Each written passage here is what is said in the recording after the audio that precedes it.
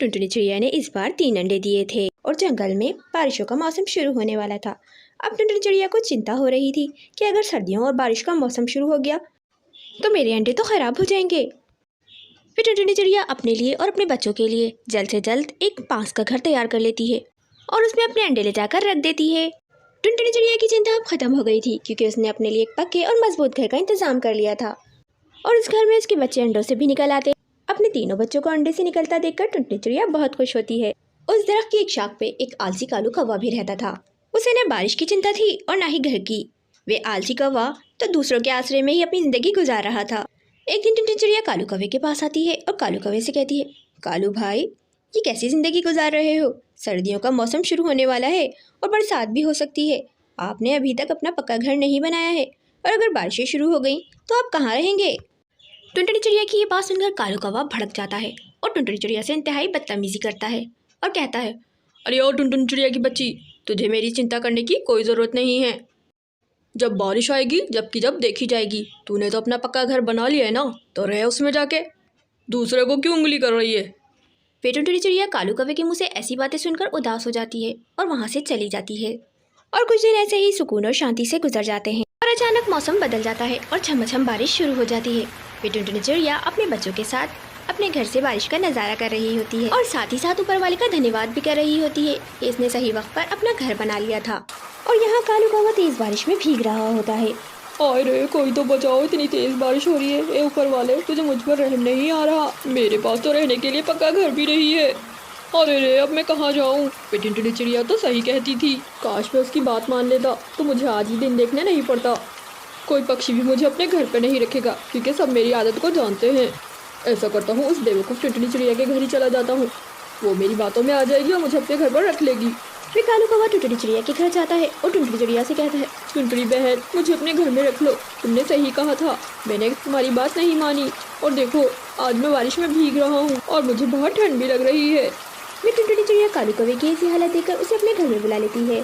कुछ दिनों तक बारिश लगातार होती रहती है। वे टुनटुनी चिड़िया ने बारिश से पहले ही काफ़ी सारा भोजन घर में जमा कर लिया था।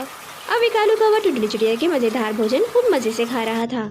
उसे तो अब अपने घर बनाने की चिंता भी नहीं थी। एक दिन वे टुनटुनी चिड़िया कालू कौवे से कहती है, कालू भाई, अब बारिश खत्म हो गई है, अब आपको अपने नया घर बनाने के बारे में सोचना चाहिए। अरे टुनटुनी, मैं बना लूंगा, इतनी जल्दी भी क्या है? कहीं तुम मुझसे परेशान तो नहीं हो गई हो? कहीं मैं तुम पर बोझ तो नहीं बन गया हूँ? नहीं कालू भाई, मैं तो इसलिए कह रही थी कि मैं आपके घर बनाने में आपकी मदद कर दूंगी।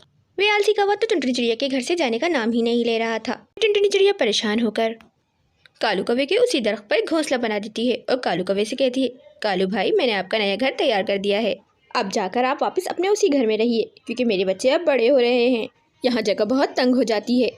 वे कालू कौवा मुँह बनाकर वहाँ से चला जाता है और टुनटुनी के बनाए हुए घोंसले में रहने लगता है। अपने आप से कोई मेहनत करके नया घर नहीं बनाता और समय ऐसे ही बीतने लगता है। अचानक बेमौसम बरसात शुरू हो जाती है। बारिश को देखकर कालू कौवा घबरा जाता है और कहने लगता है, अरे ये क्या हो गया? फिर से बारिश शुरू हो गई। मैंने तो अभी तक अपना घर भी तैयार नहीं किया है। अब मैं कहाँ जाऊँगा? ऐसा करता हूँ, दोबारा टुनटुनी चिड़िया के घर जाता हूँ, क्या पता वो मुझे इस बार भी रख ले। ये सोच के वे कालू कौवा टुनटुनी चिड़िया के घर चला जाता है। लेकिन टुनटुनी चिड़िया इस बार कालू कौवे को अपने घर पर नहीं रखती है और उसे साफ मना कर देती है और कहती है, ए आलसी कालू कौवे, तू पागल तो नहीं हो गया कि मैं तुझे हर बार अपने घर में रखती रहूंगी? तूने अपने आलसीपन के कारण अभी तक अपना घर नहीं बनाया और तू अपने आलसीपन का मजा चख और इस बारिश में भीग। ये कह के वे टुनटुनी चिड़िया दरवाजा बंद कर देती है। कालू कौवा अपनी आलसीपन के कारण कभी इस दरख्त पे रहता और कभी उस दरख्त पे, क्योंकि बारिश से बचने के लिए उसने अपना तो घर बनाया ही नहीं था। बच्चों, इस कहानी से हमें ये प्रेरणा मिलती है कि हमें कभी भी किसी के आश्रय में नहीं रहना चाहिए और वक्त आने से पहले ही अपने सारे काम पूरे कर लेना चाहिए, वरना नहीं तो अंजाम कालू कौवे जैसा ही होता है। गाइस, वीडियो पसंद आए तो वीडियो को लाइक, शेयर और हाँ, हमारे चैनल को जरूर सब्सक्राइब करें। ये कहानी शिमला के जंगलों की है, जहाँ एक टुनटुनी चिड़िया अपने पति बंटी कबूतर के साथ रहा करती थी। उन दोनों पति पत्नी की जोड़ी मिसाली थी। वे दोनों एक दूसरे से बहुत मोहब्बत करते थे। उन दोनों की शादी को कई वर्ष बीत चुके थे, लेकिन उन दोनों की कोई संतान नहीं थी। लेकिन वे दोनों अपनी जिंदगी में बहुत खुश थे। बंटी कबूतर जंगल में जाकर मेहनत मजदूरी का काम किया करता था। आज भी बंटी कबूतर भोजन करके जंगल की ओर मजदूरी के लिए जा रहा था, लेकिन आज की उसकी तबीयत कुछ ठीक नहीं थी। वे बंटी कबूतर दीवार पे ईंटें चढ़ा रहा होता है कि अचानक उसके सर में जोरों का दर्द शुरू हो जाता है और बंटी कबूतर दीवार के ऊपर से नीचे गिर जाता है। दीवार से नीचे गिरने के कारण बंटी कबूतर काफी जख्मी हो जाता है और उसके परों से खून बहने लगता है। पक्षी उठाकर उसे उसके घर ले जाते हैं। टुनटुनी चिड़िया बंटी कबूतर को इस हालत में देखकर बहुत परेशान हो जाती है। फिर पक्षी डॉक्टर को भी घर ले आता है। जब डॉक्टर बंटी कबूतर का चेकअप करता है तो कहता है कि इनके पैर बुरी तरह घायल हो गए हैं और ये कुछ महीनों तक बिल्कुल भी काम नहीं कर सकते। इन्हें कुछ महीनों का बेड रेस्ट लेना होगा, तभी जाकर ये सही होंगे। और डॉक्टर दवाइयों का एक पर्चा टुनटुनी के हाथ में थमा देता है। ये दवाइयाँ इनको 6 महीने तक खिलानी होंगी। ये दवाइयाँ थोड़ी महंगी हैं, लेकिन इनको खिलानी होंगी। अगर आपने इन्हें 6 महीने तक ये दवाइयाँ नहीं खिलाई तो ये ज़िंदगी भर ऐसे ही लेटे रहेंगे। ये कहकर वे डॉक्टर वहाँ से चला जाता है। डॉक्टर के मुँह से ये बात सुनकर टुनटुनी चिड़िया बहुत परेशान हो जाती है, क्योंकि घर का कमाने वाला तो सिर्फ बंटी कबूतर ही था। घर में कोई जमा पूंजी भी नहीं थी। अब टुनटुनी चिड़िया को ही कुछ करना था। वे टुनटुनी चिड़िया बंटी कबूतर से इजाज़त लेकर अमीर पक्षी कालू सेठ के घर पर काम मांगने के लिए चली जाती है। वे कालू सेठ और उसकी पत्नी गौरी बहुत ही चालाक और मक्कार होते हैं। वे गरीब पक्षियों को अपने घर पे काम करने के लिए तो रख लेते हैं, लेकिन उनकी तनख्वाह नहीं देते। लेकिन ये बात टुनटुनी चिड़िया को नहीं मालूम थी। वे बेचारी उनके चुंगल में फंस जाती है और कालू सेठ और गौरी कवि टुनटुनी चिड़िया की मजबूरी का फायदा उठा के उसे अपने घर पे काम करने के लिए रख लेते हैं। अब रोज टुनटुनी चिड़िया कालू कौवे और गौरी कवि के घर की खूब साफ सफाई करती। वे गौरी कवि रोज का बचा हुआ खाना टुनटुनी चिड़िया को दे दिया करती थी, जिससे टुनटुनी चिड़िया अपना और अपने पति का पेट पाल रही थी।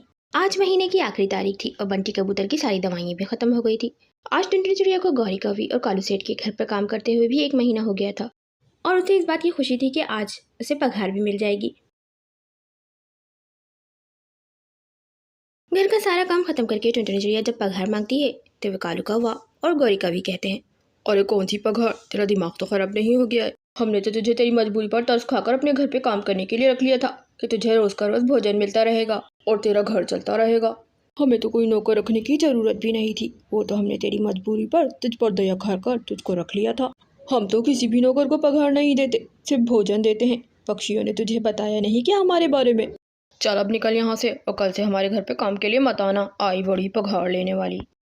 कालू सेठ के मुंह से ये सारी बातें सुनकर टुनटुनी चिड़िया बहुत निराश हो जाती है और उदास मन से अपने घर की ओर जाने लगती है। रास्ते में उसे एक साधु बाबा नजर आते हैं। वे टुनटुनी चिड़िया उन साधु बाबा के पास चली जाती है और उन्हें अपनी सारी समस्या बताती है। टुनटुनी चिड़िया की सारी समस्या सुनकर साधु बाबा को उस पर बहुत दया आती है। वे साधु बाबा टुनटुनी चिड़िया से कहते हैं, बेटी तू चिंता मत कर, इस दुनिया में बुरे लोगों के साथ साथ अच्छे लोग भी हैं। बेटी मैं तुझे कालू कौवे से तो तेरा पैसा वापस नहीं दिला सकता, लेकिन मैं तुझे ये जादुई लीची दे रहा हूँ।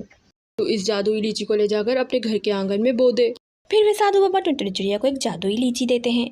इस लीची को बोते ही तुम्हारे घर के आंगन में लीचियों के ढेर सारे दरख्त निकल आएंगे और इन लीचियों की सुगंध इतनी अच्छी होगी कि पक्षी खुद दूर दूर से तुमसे ये खरीदने के लिए आएंगे। तुम्हें इन्हें बेचने के लिए भी जाना नहीं पड़ेगा। टुनटुनी चिड़िया साधु बाबा का धन्यवाद करके वे लीची अपने घर के आंगन में ले आती है और उसको बो देती है। वे टुनटुनी चिड़िया सुबह उठकर देखती है तो उसके घर के आंगन में ढेर सारे लीची के दरख्त लगे होते हैं और उन दरख्तों पर ढेर सारी लीचियाँ भी लगी होती हैं। और ये सब देखकर टुनटुनी चिड़िया बहुत खुश होती है और कुछ ही देर में ढेर सारे पक्षी लीचियों की सुगंध सूंघकर टुनटुनी चिड़िया के घर पर जमा हो जाते हैं और टुनटुनी चिड़िया से कहते हैं, टुनटुनी बहन तुम्हारी लीचियों की सुगंध तो बहुत अच्छी है, न जाने खाने में कितनी मज़ेदार होगी। मुझे 5 किलो लीची दे दो और ये लो पैसे। इसी तरह से पक्षी दूर दूर से आकर टुनटुनी चिड़िया से लीची खरीदने लगते हैं। और कमाल की बात तो ये है कि टुनटुनी चिड़िया के बाग से लीची कभी ख़त्म ही नहीं होती, क्योंकि साधु बाबा की दी हुई लीची जादुई थी। जैसे ही पक्षी लीची खरीद कर ले जाते हैं, दोबारा दरख्तों पर लीची लग जाती है और उन लीचियों को बेचकर टुनटुनी चिड़िया तो अब बहुत अमीर हो जाती है और अपने लिए एक सुंदर सा घर खरीद लेती है और अपने पति के साथ उस घर में खुशी खुशी रहने लगती है। और कालू कौवा जिस घर पर घमंड करता था, उसे कारोबार में नुकसान होने के कारण अपने घर को बेचना पड़ता है और आहिस्ता आहिस्ता उनका सब कुछ खत्म हो जाता है और अब वे दोनों पति पत्नी तरक्की एक शाख पर घोंसला बनाकर उसमें रहते हैं। यूं कालू कौवे और गौरी कवि को उनके किए की सजा मिल जाती है। बच्चों, इस कहानी से हमें ये प्रेरणा मिलती है कि जीत हमेशा अच्छाई की होती है और बुराई हमेशा हार जाती है। गाइस, वीडियो पसंद आए तो वीडियो को लाइक, शेयर और हाँ, हमारे चैनल को जल्दी से सब्सक्राइब कर लें।